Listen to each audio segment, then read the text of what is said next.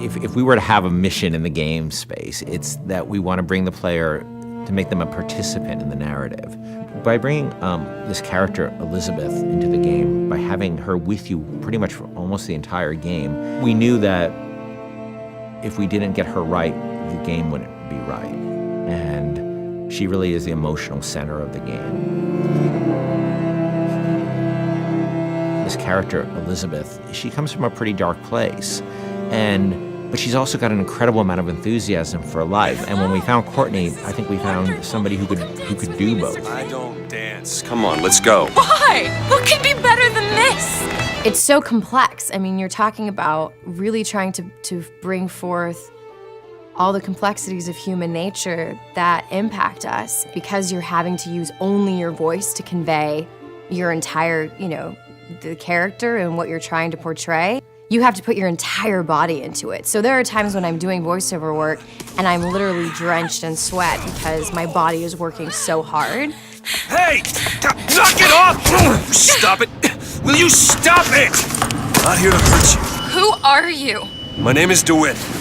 I'm a friend. I come to get you out of here. Get away!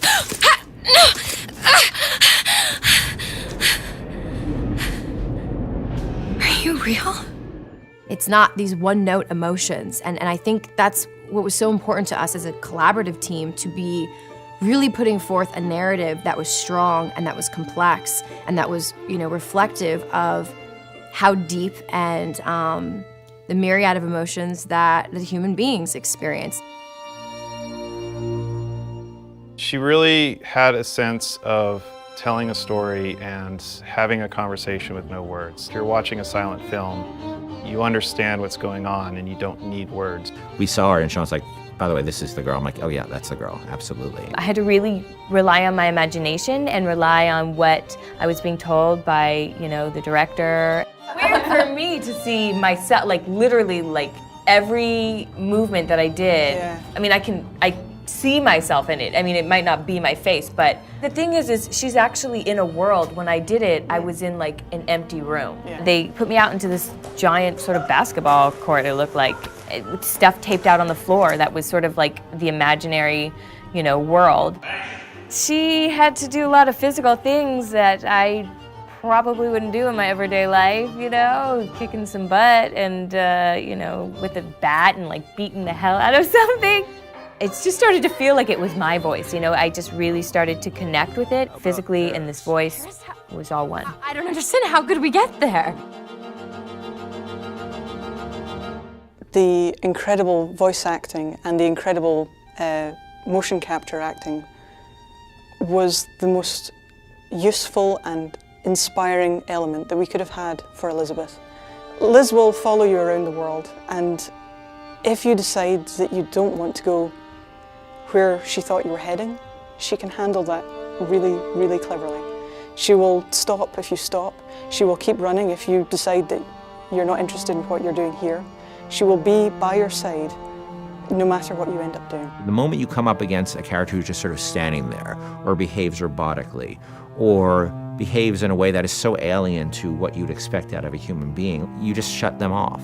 And you just say, oh, they're just a video game character. I don't need to worry about feeling anything about them. And so we tried a lot of things. We tried to make Liz have emotions so that she can react to things in the world and things that you do. For example, we might say that Liz will feel comfortable leaning against this wall, but she'll do so with her arms crossed.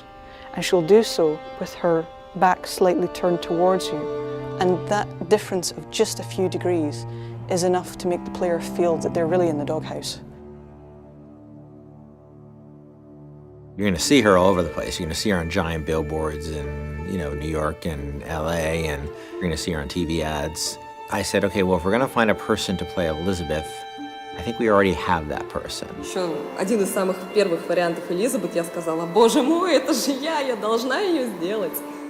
В один прекрасный день мне пришло сообщение на Facebook от Кена Левина о том, что у них есть ко мне предложение, от которого я не смогу отказаться, просьба связаться по электронной почте. И, соответственно, вокруг меня все суетились, чего-то хотели, потом сказали, так, все, начинаем работать, посадили меня на стул, сказали просто сиди, смотри прямо в одну точку.